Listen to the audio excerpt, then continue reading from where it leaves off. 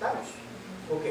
¿Qué sucede si este alveolo se distiende o si la causa de este fenómeno es un émbolo por este lado y la perfusión es nula? Se deriva la derivación hacia el otro alveolo, otra unidad de alveolo capilar que esté sano. Entonces se sobrecarga esa unidad de alveolo capilar con sangre de otra unidad y eso ocurre también cortocircuito. ¿Por qué? Porque se van a mezclar sangres. Entonces, ustedes han oído en insuficiencia respiratoria el término shunt o cortocircuito. Okay, aquí vamos a aclarar algo.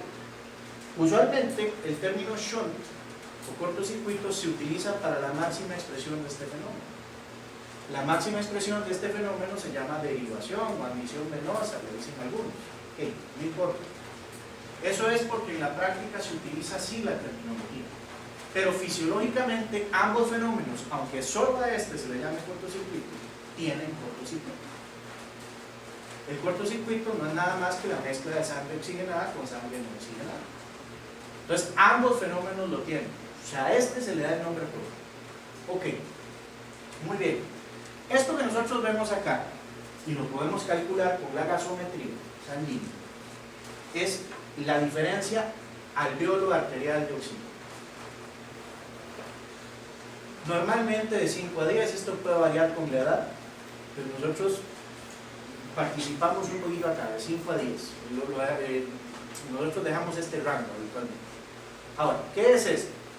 Bueno, esto que nosotros tenemos acá es la cantidad de oxígeno alveolar, la presión parcial de oxígeno alveolar, menos la presión arterial de oxígeno.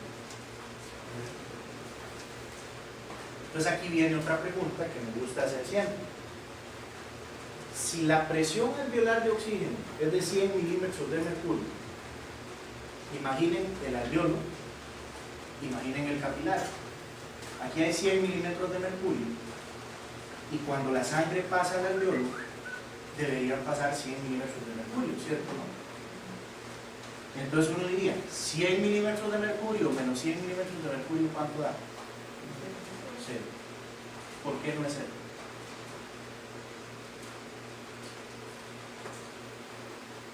Porque no habría intercambio. ¿Perdón? Porque no habría intercambio. No. No. Pues igual.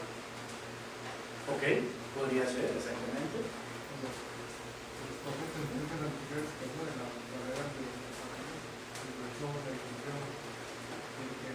Sí podría relacionarse, pero vamos a hacer un razonamiento. La ciencia de poder interpretar estas cosas en los gases es tener el concepto claro. Entonces uno dice, si en el alveolo hay 100 milímetros de mercurio de oxígeno y a la sangre pasan 100 milímetros de mercurio de oxígeno, 100 menos 100 es 0.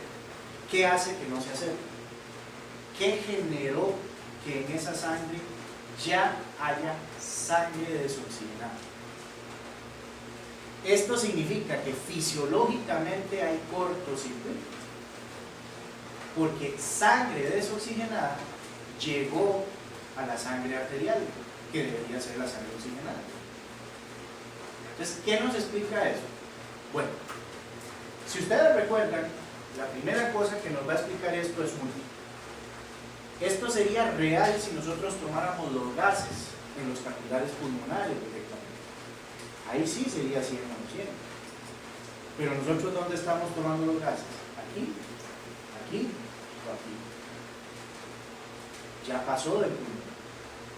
Y en el camino al pulmón, ¿qué creen ustedes que hace la sangre del hemicardio izquierdo? De las venas hemicárdicas izquierdas.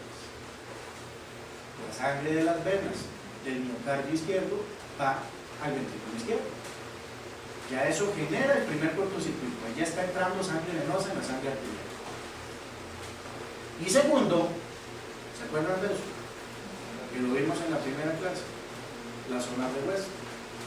¿Ok? Dijimos que la zona 3 es la zona ideal para que ocurra el intercambio.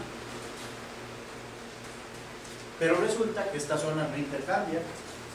Entonces esto es una zona BQ que ventila, pero no perfunde, BQ alta, genera admisión venosa o derivación, y esta zona dependiente va a ventilar y no va a perfundir, dependiendo de la fase del ciclo cardíaco y del ciclo respiratorio, se va a comportar como la diarrea.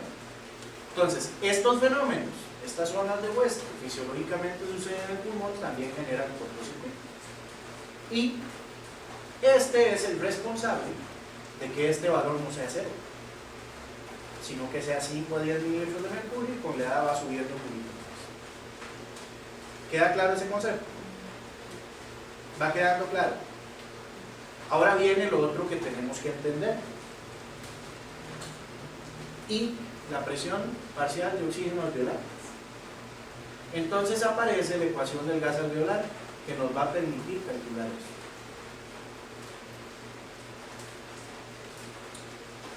¿Cómo sabemos nosotros cuál es la presión parcial de un gas en una solución? Es muy sencillo. Multiplicamos la presión de toda la solución de gases por la fracción que corresponde a ese gas. ¿Cómo vamos a saber nosotros cuál es la presión parcial de oxígeno alveolar? ¿Cuál es la presión atmosférica? 760 milímetros de mercurio a nivel del mar, más o menos en San José, como 665, y si tenemos alguna duda, usualmente ahí por dicho el Calderón Guardia tiempo a su máxima ventana y dice la presión atmosférica en el meteorológico, ¿verdad que sí? Entonces ahí la tenemos. Entonces, ¿cuál va a ser la presión de oxígeno en la atmósfera? ¿Cuál es el porcentaje de oxígeno en el aire? 21%. Lo multiplicamos por 600 y pico, que es la presión atmosférica, y eso nos da la presión parcial de oxígeno en el aire. Ahora, acuérdense, y esta FiO2 por presión atmosférica, acuérdense que la vía aérea tiene otra cosa, agua. Por eso siempre que colocamos un dispositivo de oxigenoterapia, tenemos que humidificarlo, recordamos eso, ¿verdad? Porque tiene agua, la vía aérea, y con el flujo alto, se puede también generar resequedad, aumentar turbulencia, etc. Okay. Por lo tanto, en la vía aérea hay vapor de agua. El vapor de agua tiene una presión también, que es una constante, 47 milímetros de mercurio. Entonces, ya nosotros sabemos que para saber la presión de oxígeno alveolar, lo que nosotros tenemos que hacer es multiplicar la presión atmosférica por la FiO2, pero como hay vapor de agua, a la presión atmosférica le vamos a quitar la presión de vapor de agua. Entonces, en vez de multiplicar 21% por 760 o 600 y pico, vamos a multiplicar 21% por el valor de presión menos la constante del valor de presión de vapor de agua. Entonces, ¿cómo lo haríamos? Supongamos que la presión atmosférica está en 664 en ese momento. Entonces, ¿cómo le calculamos la presión alveolar de oxígeno a un paciente? FiO2, 21%, o sea, 0.21, que esté aire ambiente. Entonces, vamos a multiplicar 0.21 por 664 menos 47. Hasta ahí vamos bien, ¿verdad? ¿Quién no? El que no, me devuelvo, no hay problema. ¿Estamos claros? Sí. Ok. Pero además, acuérdense que en el alveolo no hay solo vapor de agua, sino hay otro elemento. ¿Quién? El CO2, que si ustedes ven, en el aire es 0. Entonces, a la presión que nos da eso, que sería la composición o la presión del oxígeno en el aire, le tenemos que restar la presión de CO2, que no está en el aire, pero sí en el alveolo. También, ley de Dalton. La presión de un gas es igual a la suma de la presión de los diversos gases que la componen. Si esto no fuera así, ese alveolo estaría distendido por presión. Entonces, por dicha, pasivamente los otros gases desplazan para no generar barotrauma. Entonces, ¿qué pasa acá? A esto que nos dio, le quitamos el CO2. Y ustedes me dicen, bueno, pero doctor, ¿por qué aquí dice 0.8? Por eso. Y como yo uso 1, me hace CO2 entre 1, me hace 2. Entonces esta relación que está acá CO2 entre 0.8 para mí no existe porque es entre 1. Entonces lo que yo hago es esto: presión atmosférica menos 47 milímetros de mercurio, que es la constante, la presión del vapor de agua. Esto lo multiplico por la FiO2 y además a lo que me da eso le quito la presión de dióxido de carbono y finalmente con eso obtengo la presión de oxígeno al lugar. Ahora sí, ¿y de dónde saqué esto? Los gases arteriales me lo dieron. ¿Queda claro el concepto? Entonces resulta que los gases arteriales me dicen que la presión parcial de pp de oxígeno en sangre arterial es de 92 milímetros de mercurio. Y calculo, y la presión de oxígeno alveolar nos da 98, 99, o nos da 100. Entonces 100 menos 92, 8. Esta es la.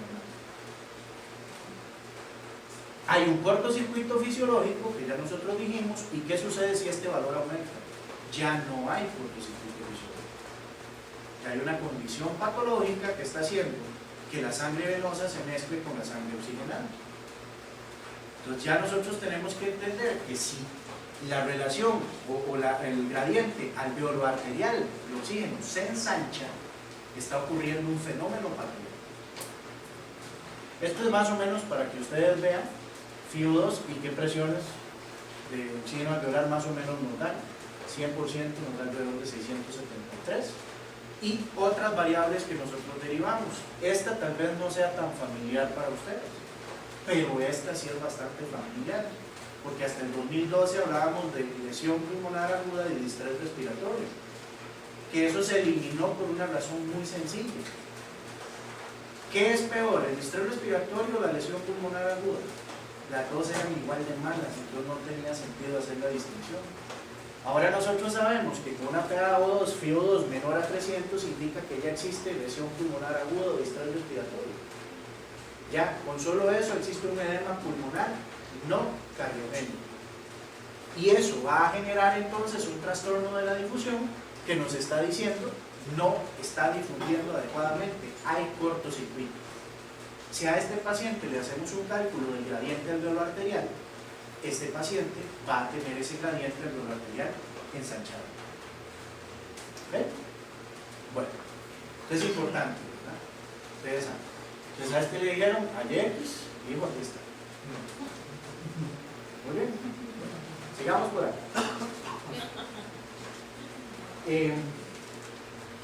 ¿Qué piensan ustedes de subir el monte Everest? Que hay que estar bastante loco para subirlo, ¿verdad que sí? Ahora, ¿qué piensan de subirlo haciéndose gases arteriales?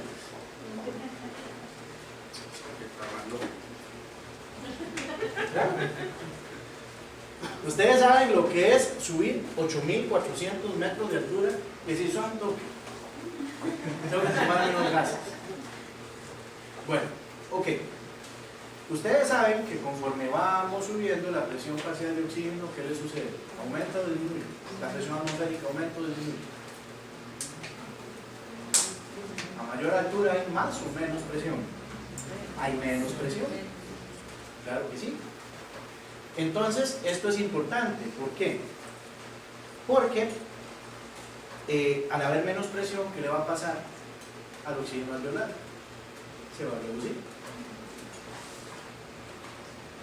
Lo que ellos hicieron fue subir y se fueron haciendo gases. La última determinación la hacen a los 8.400 metros de altura. Yo me imagino que aquí el frío era ya demasiado para seguir la fiesta.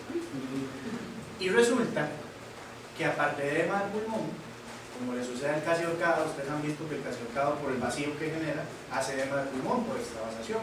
Más o menos el mecanismo es el mismo. Aparte del edema del pulmón, ellos lograron una presión arterial de oxígeno muy interesante. ¿Cuánto creen que fue la presión arterial de oxígeno más baja que se logró? Que se determinó, pues. ¿Cuánto calculo?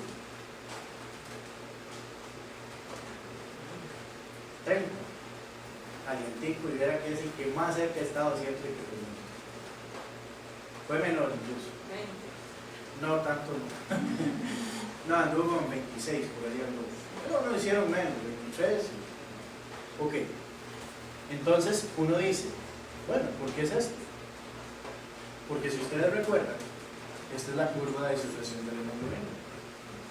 Entonces aquí nosotros tenemos una hemoglobina saturada, aquí tenemos una hemoglobina saturada. Dicho de otra forma, oxihemoglobina, desoxihemoglobina. Este punto que estoy marcando aquí es el P50. El P50 nos está marcando exactamente la interpretación de la mitad de esta curva de saturación o de disociación de la hemoglobina. El P50 marca el punto donde la mitad de la hemoglobina está saturada y donde la otra mitad no está saturada. Por lo tanto, teóricamente, alguien entrenado sería capaz de, por arribita del P50, sobrevivir. Y el P50 se ubica en esos 26, 25. Entonces, estas personas lógicamente se entrenaron y lograron algunos llegar a ese punto. Ahora, recuerden que nosotros podemos tener un desplazamiento de la curva de la hemoglobina hacia la derecha. Este desplazamiento de la curva de la hemoglobina hacia la derecha implica que haya más desoxihemoglobina. ¿Qué condiciones puede haber? Y lo otro es que el desplazamiento de la curva hacia la izquierda genera más oxihemoglobina. Ahora noten esto, llega un momento en que la hemoglobina ya no se puede saturar más. Por eso, por más oxígeno que demos, no vamos a lograr nada, a diferencia del CO2. El CO2 es de libre difusión. Como el oxígeno en su mayoría viaja ligado a la hemoglobina, una vez que la hemoglobina esté saturada, por más oxígeno que demos, no vamos a lograr nada. Ahora, ¿qué condiciones nos aumentan la hemoglobina desaturada? Bueno, tenemos varias, entre ellas la temperatura, el pH, que esto se llama efecto Bohr. El efecto Bohr es precisamente el comportamiento de la hemoglobina en términos de carga o en términos de pH. A pH bajos se aumenta la desoxihemoglobina y la presencia de una sustancia que se llama 2,3-bifosfoglicerato, que el 2,3-bifosfoglicerato compite en el sitio de unión del oxígeno con la molécula de hemoglobina. Mayor cantidad de esta sustancia, menos oxígeno se une. Si ustedes notan, temperatura alta, pH bajo y gran cantidad de 2,3-bifosfoglicerato es los sitios ideales para que se genere la entrega de oxígeno, donde la hemoglobina entonces pierde su afinidad con el oxígeno. Entonces los lechos vasculares son ese sitio. Los lechos vasculares, un músculo que está recibiendo sangre, se comporta con pH bajos para que la hemoglobina que viaja en la sangre entregue el oxígeno que lleva. Mientras que en el pulmón se da todo lo contrario.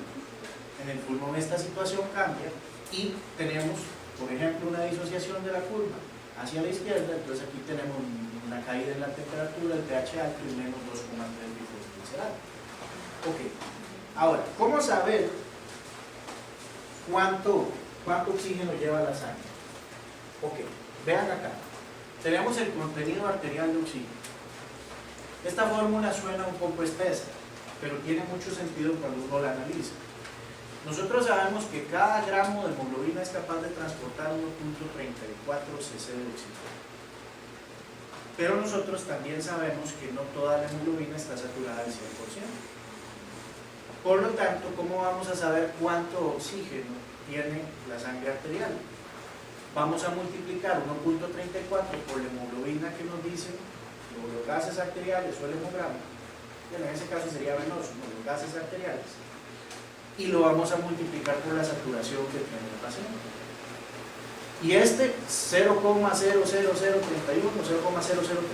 perdón, ¿qué es? Es la cantidad de oxígeno que viaja libre en sangre, que si ustedes ven es prácticamente despreciable, la que yo les había mencionado antes. Ahora, ¿cómo sabemos cuál es el contenido venoso de oxígeno? Exactamente igual que con el contenido arterial, nada más que utilizamos ¿qué? La hemoglobina y la saturación venosa. Ok, y aquí hacemos lo mismo. ¿Qué es esto que está acá?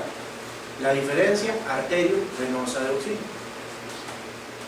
La diferencia arterio-venosa de oxígeno es alrededor de 4 a 5 cc de oxígeno por decilitro de sangre. ¿Qué sucede si esta diferencia arteriovenosa de oxígeno se disminuye? ¿Qué quiere decir eso? O se aumenta. ¿Qué pasa si esto baja a 4 porque la sangre venosa está extrayendo más? nos está traduciendo que hay deuda de oxígeno. Se está extrayendo más. Entonces, la diferencia arteriovenosa también es importante. Ahora, ustedes me dicen, está bien, yo entiendo que el contenido arterial lo podemos calcular con base en lo que nos dicen los gases arteriales. Pero yo puedo tomar gases de cualquier vena y es exactamente igual. No, no es exactamente igual. Ya vamos a ver eso y tiene que ser en la vía central. Pero antes de eso vamos a pasar a esto que está acá. Si ustedes ven, este concepto que está acá, que es la disponibilidad de oxígeno, y este otro concepto que está acá, que es el consumo de oxígeno, para su cálculo implica el gasto cardíaco. Bueno, ahora algunos de nosotros hacemos aproximaciones por eco, podemos darnos cuenta de cómo está el gasto cardíaco, aproximarlo, pero no siempre hay un eco en verdad. Pues vamos a dejar el concepto guindando y nos vamos para una esquemilla que ustedes ya conocían. Ustedes saben que la única manera de obtener exactamente la saturación venosa mixta sería con un catéter de Swan-Ganz. Como tampoco tenemos a mano catéter de Swan-Ganz, utilizamos la saturación venosa central de oxígeno. Entonces, los gases venosos que vamos a tomar son los gases de la vía central. Algunos dicen, bueno, vea doctor, lo que pasa ahí es que si nosotros tomamos gases de la yugular, vena cava superior, vamos a perder todo lo que va por la circulación cortal, que es alrededor de una cuarta parte del gasto cardíaco. Ya hay suficiente evidencia que nos permite a nosotros saber que podemos con bastante certeza utilizar el valor de saturación venosa de oxígeno central, que lo que va a variar con respecto a la saturación venosa mixta son simplemente 2 puntos porcentuales. Entonces no hay mayor problema. Ya nosotros sabemos que si la saturación venosa central de oxígeno está en 75, probablemente la central ande por 77, 78. Ok. Ahora, ¿cómo funciona eso? Tenemos una disponibilidad de oxígeno que viaja por la sangre arterial. Tenemos la célula y la célula va a consumir el oxígeno. Ahora, esta disponibilidad de oxígeno puede ser modificada por múltiples factores, entre ellos la hipoxia, la anemia, los estados de bajo gasto. La célula va a utilizar ese oxígeno que viene en la sangre arterial y va a generar un consumo de oxígeno. Este consumo de oxígeno también puede verse alterado. Aquí les pongo algunas de las situaciones en las que se podría ver alterado. Por eso a nosotros no nos gusta el paciente que nos pelea con el ventilador o que está temblando. Hay que calentarlo, porque nos aumenta el consumo de oxígeno. Y si por A o por B la entrega está mal, el paciente está jodido si está tiritando. Si quiere entrega. Tratamos de limitar estas condiciones. Ahora, esto lo pongo nada más para que sepan, tal vez los que participan más de unidades de neurotípicos han visto que la presión tisular de oxígeno en el tejido cerebral es muy usada. Entonces es como un reflejo también de que este consumo de oxígeno esté siendo bien utilizado. Pero no está así probado en todos los lechos, entonces nada más lo ponemos aquí como un añadido, no vamos a entrar en detalle de eso. Entonces, cuando nosotros graficamos esto, vean acá, tenemos la disponibilidad de oxígeno y aquí tenemos el consumo de oxígeno. Si esto se comporta como a nosotros nos gusta, entre más disponibilidad de oxígeno, no debería disminuirse la capacidad de captación celular hasta alcanzar un punto que se llama disponibilidad crítica de oxígeno. Por el contrario, si la disponibilidad de oxígeno empieza a disminuirse, llegamos al punto de consumo que recibe el nombre de disponibilidad crítica de oxígeno, y este es el punto en donde empieza el metabolismo anaeróbico. En este punto inicia el metabolismo anaeróbico y el marcador que también nos lo dan los gases, que es el lactato, empieza a elevarse.